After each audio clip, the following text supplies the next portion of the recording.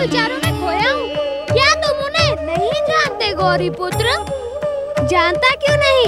तुम्हारे मन की हम और हमारे मन की तुम दोनों ही एक दूसरे की बात जानते हैं, क्योंकि परम देव श्री महागणेश की इच्छा से हम में और तुम में कोई भी अंतर नहीं है। तो फिर पूछते क्यों हो? जो विचार इस समय तुम्हारे मन में उठ रहे हैं, उसे तुम ही पूछ सकते हो गजानन। संकोच न करो, अपने विचारों को शब्द दो। मैं यही सोच रहा था गौरी पुत्र कि अब मेरा कार्य समाप्त हुआ।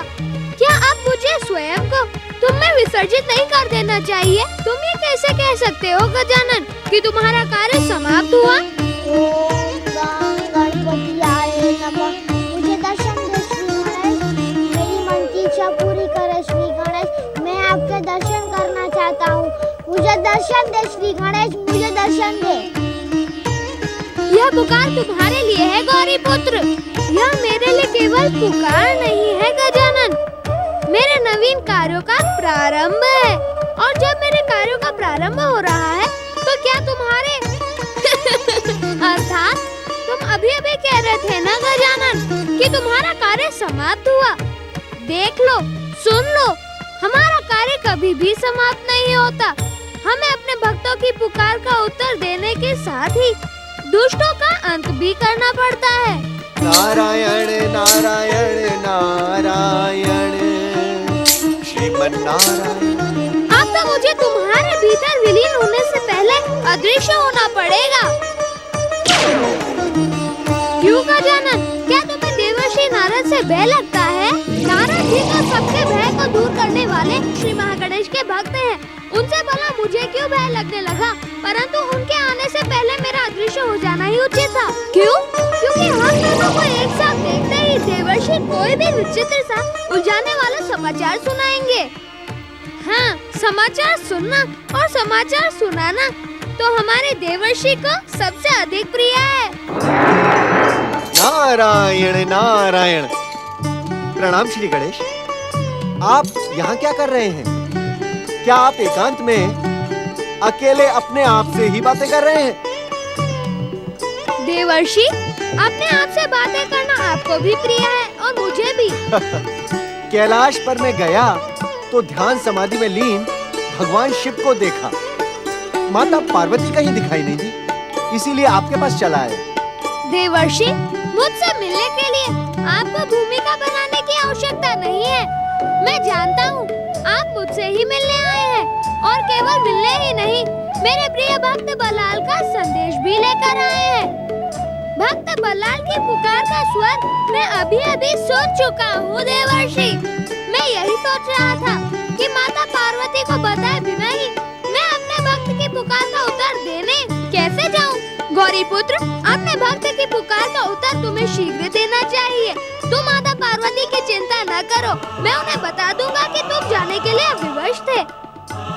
गौरी पुत्र, ये अदृश्य स्वर गजानन महाराज का है अथवा एकदंत महाराज का है? मुझे तो कैलाश पर दोनों के ही दर्शनों की आशा थी। आपकी यह आशा पूर्ण नहीं होगी देवर्षि। ऐसा क्यों प्रभु? परम देव श्री महागणेश की इच्छा से बिना हम किसी को भी अपने दर्शन नहीं दे सकते। भैया गौरी पुत्र, अपने भक्त बलाल की पुकार का तुरंत उत्तर दो। नारायण नारायण। देवर्षि, यदि आपको मेरे दर्शन पाने हो तो आप भी श्री महागणेश की आराधना करने के लिए बैठ जाइए। प्रभु, श्री महागणेश की आराधना का सौभाग्य तो अनेक पुण्यों के परिणाम से प्राप्त होता है। आज तो मुझे महागणेश की आराधना का परामर्श स्वयं उनके अवतार ने दिया है।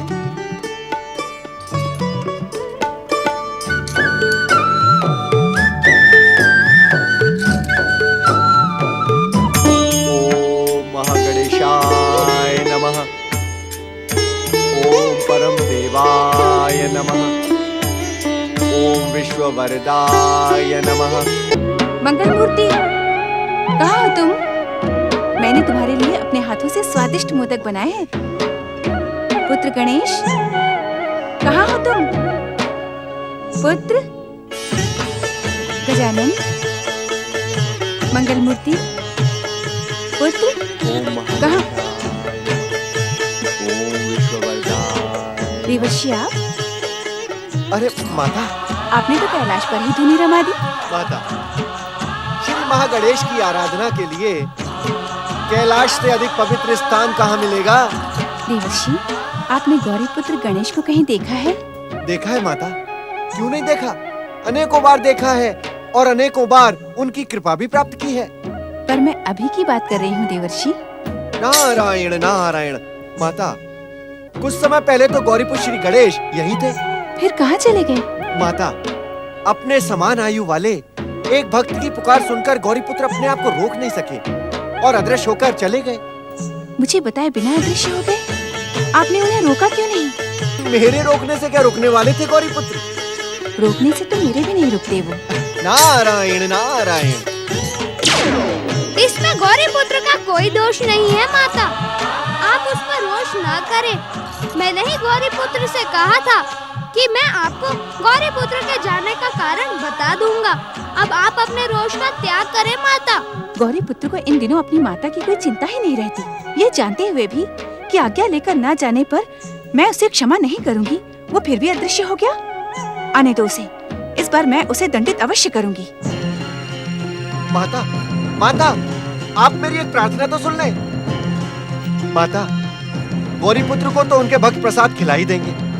आप ये मोदक गजानन श्री गणेश को ही खिला दें, ये भी तो आपके पुत्र के समान है।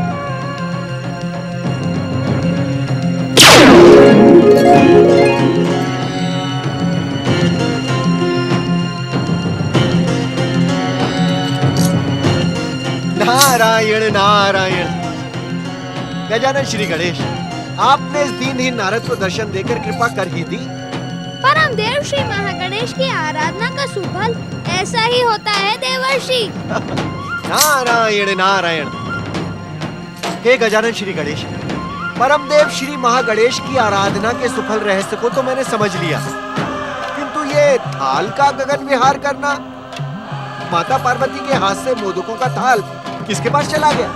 उसी के पास देवर्षि, जिसके लिए माता पार्वती ने मोदकों को बनाया था।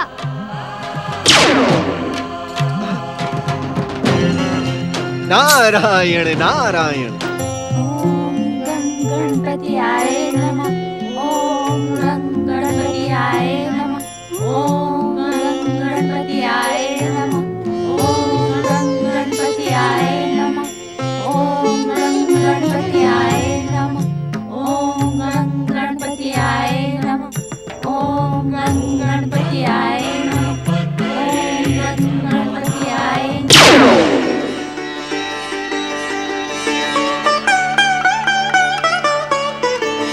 बलराम, तुम्हारी पूजा आराधना सफल होने लगी। क्या मोदकों के थाल को उड़कर यहाँ आते तुमने भी देखा है कालिया? कालिया नहीं, वकुल हम सब ने देखा है। श्री गणेश की कृपा अब हमारे समीप है।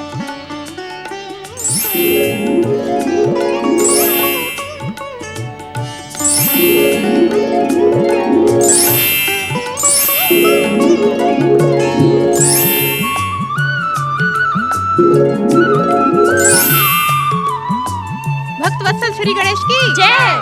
भक्त वत्सल श्री गणेश की जय। क्या आप मेरी पुकार पर पधारे हैं श्री गणेश? क्या तुम्हें मूर्ति में श्री गणेश दिखाई दे रहे हैं? हाँ, हमने मूर्ति में बैठे श्री गणेश को मोदकों का भोग लगाते देखा है। मैंने भी देखा है। हाँ, हम सबने देखा है बललाल। मंगल मूर्ति श्री गणेश की जय। मंगल मूर्ति श्री गणेश की जय। आज तो श्री गणेश ने हमारा भोग स्वीकार कर लिया, अब हमें कोई कष्ट नहीं होगा। चंपक, सोहन, बकुल, कालिया, चलो घर चलो। अब पूजा आराधना बहुत हुई। चलो बालको चलो, तुमको पढ़ाई भी तो करनी है अभी। बाबू, हम नहीं जाएंगे। हम नहीं जाएंगे। श्री गणेश की भक्ति करना हमें अच्छा लगता है, हम नहीं जाएंगे। जाओगे कैसे नहीं? क्या दिन भर यहीं बैठकर भजन कीर्तन करोगे ऋषि मुनियों की तरह? पूजा आराधना से किसी को कुछ नहीं मिलता है। जीवित रहने के लिए कुछ कर्म करना पड़ता है। इस बल्लाल ने सबको भ्रमित कर दिया है। चलो।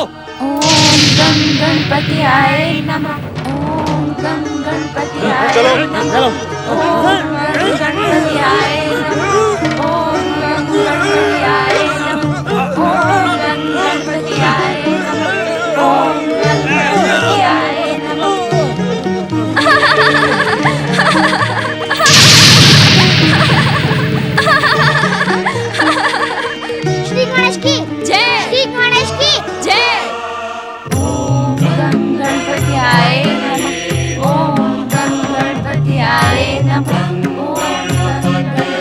बल्लाल के पिता तो धनी सेठ हैं, उन्हें क्या चिंता। हमारे बालक इस प्रकार पूजा आराधना करेंगे तो बिगड़ जाएंगे। हमें कल्याण सेठ से बात करनी ही पड़ेगी। ना ना भैया, कल्याण सेठ के पास जाने का साहस मुझ में तो नहीं है। बालकों के भविष्य के लिए अब साहस करना ही पड़ेगा। भैया चलो हम सब चलते हैं। चलो चलो चलो चलो चलो चलो।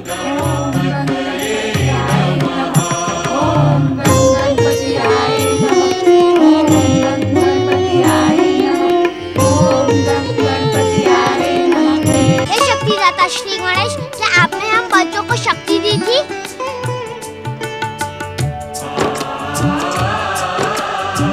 हे मंगल मूर्ति श्री गणेश, जब आप आई गए हो तो मुझे दर्शन दो।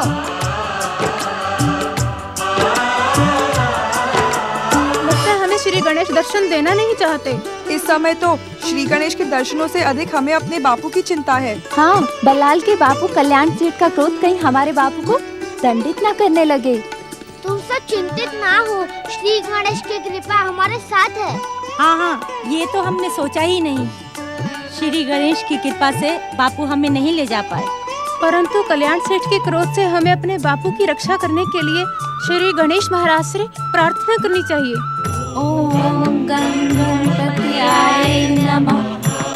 क्षमा कर दो, क्षमा कर दो,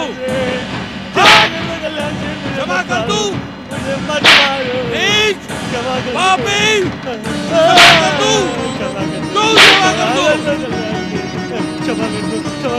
जैसा आप कहेंगे मैं वैसा ही करूँगा। क्षमा कर दो भाई बाप। यदि तूने पहले ही मेरी बात मान ली होती तो तेरी ये दुर्दशा नहीं होती। आज से तेरे आधे खेत मेरे, और हाँ, यदि समय पर तूने ब्याज नहीं दिया तो पूरे खेत मेरे हो जाएंगे, समझे? नहीं भाई बाप नहीं, मुझे स्वयं को भी बेचना पड़े तो भी मैं चिंता नहीं करूंगा और आपका ब्याज समय पर पहुंचा दूंगा। भाई बाप मुझे क्षमा कर दे। क्या तुझे क्षमा किया, पर हाँ, ब्याज समय पर दे देना। अब जा यहाँ से। जो आ गया, जो आ गया। मंगतू,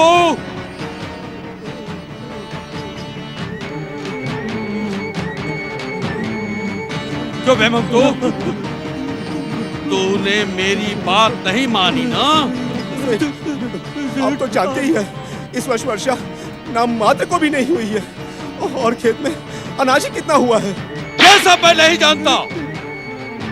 यदि तूने आधा अनाज नहीं दिया तो तेरे खेत मेरे हो जाएंगे।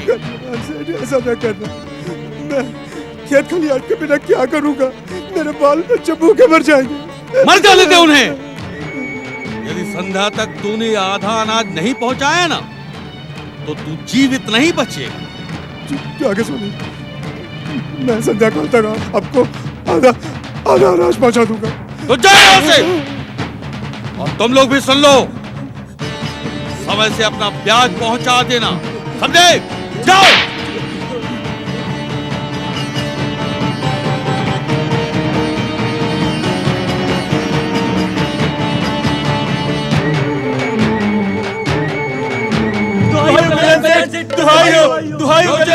क्या हुआ? आपके पुत्र बल्लाल ने हमारे बच्चों पर जादू चला दिया। कल्याण सेठ, कल्याण सेठ, बल्लाल के कहने पर ही हमारे बच्चे श्री गणेश मूर्ति के सामने जाके निकम्मे बनकर बैठ गए। जब हम उन्हें खींचकर घर ले जाना चाहते थे तो बल्लाल ने गणेश शक्ति के जादू से उन्हें धरती से चिपका दिया। हम तो निर्धन किसान हैं कल्याण सेठ। यदि अभी से हमारे बच्चे पूजा आराधना में लग गए तो उनका पेट कैसे भरेगा? जलते हो, तुम सब जलते हो मुझसे, इसलिए मेरे बेटे बल्लाल पर दोष लगा रहे हो। हम सत्य कह रहे हैं कल्याण सेठ। यदि बल्लाल की देखा देखी तुम सबके पुत्र गणेश आराधना करने लगे तो मैं क्या कर सकता हूँ? जाओ, जाकर अपने पुत्रों को रोको। रोकने से रुकने वाले नहीं हमारे बच्चे कल्याण सेठ। बल्लाल ने उनको भ्रमित कर दिया है।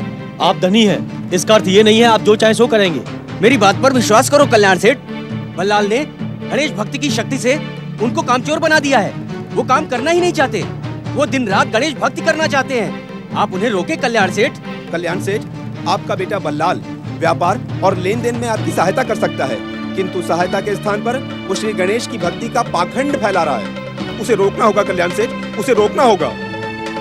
यदि तुम सबकी बात सत्य हुई तो मैं बल्लाल को मार मार कर अधमरा कर दूंगा।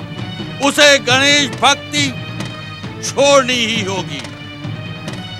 परंतु यदि तुम सबकी बात असत्य हुई तो मैं तुम सबको जीवित नहीं छोड़ूंगा, समझे?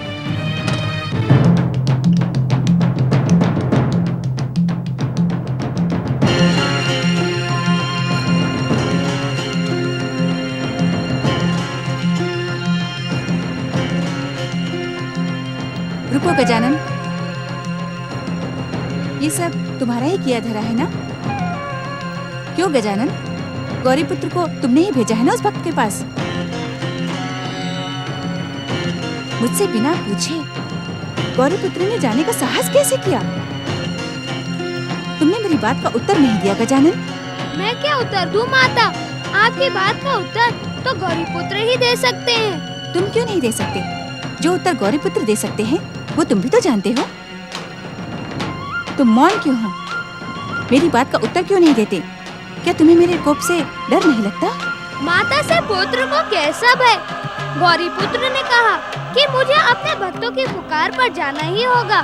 मैंने कहा जाओ, तुम्हारे स्थान पर मैं माता की सेवा करूंगा। ये तुम मेरी सेवा कर रहे हो? तुम तो मुझे सता रहे हो। आपको सताने की बात तो मैं सपने में भी नहीं सोच सकता माता। जो आपको सताएगा वह मेरे हाथों से दंडित होगा। तुम सबकी अभिनय चतुराई से मैं भली भांति परिचित हूँ। प्रेम का दिखावा करके अपनी माता को सताने के अतिरिक्त तुम सब कुछ नहीं करते। मेरा मार्ग छोड़ो गजानन। पुत्र तो अपनी माता के मार्ग का ही अनुसरण करता है। मैं आपका मार्ग छोड़कर कहाँ जाऊँगा माता? जहाँ गौरी पुत्र गया है। मुझे रोष न दिलाओ गजानन। गौरी पुत्र ने मुझे सताने की सौगंध ले रखी है। मेरा मन बहुत दुखी है। वो मेरी कोई बात ही नहीं सुनना चाहता। ऐसी बात नहीं है माता। फिर कैसी बात है? गौरी पुत्र की मातृ भक्ति तो तीनों लोकों में प्रसिद्ध है। उस प्रसिद्धि को केवल प्रसिद्धि ही रहने दो। मैं उसका सत्य भली भांति जानती हूँ। माता, आप अपने रोष का त्याग करें। यदि मुझसे कोई भूल हुई हो तो मुझे बालक समझकर क्षमा कर दें। फिर भी यदि आपका क्रोध शांत न हो तो मुझे दंडित करें, परंतु मुझे पराई दृष्टि से न देखें।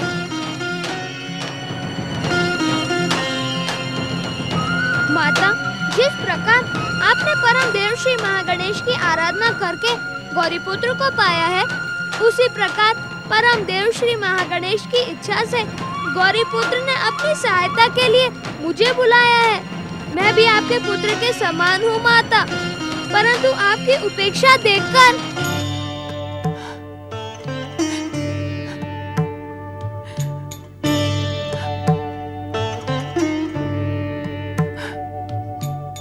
मुझसे वास्तव में भूल हो गई गजानन।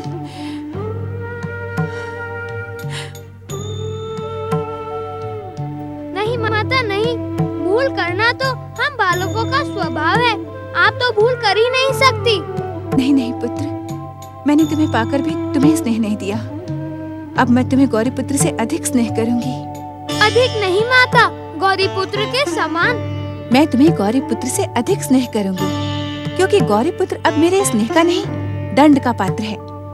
उसे बार बार कहने पर भी जो भूल उसने की है, उसका दंड तो उसे मिलेगा ही। नहीं माता, नहीं। आपको मेरी सौगंध, यदि आपको दंडित ही करना है तो मुझे दंडित करें। तुम्हें क्यों? माता, यदि मैं प्रेरित ही नहीं करता तो क्या गौरी पुत्र आपको बिना बताए कैलाश का त्याग करते?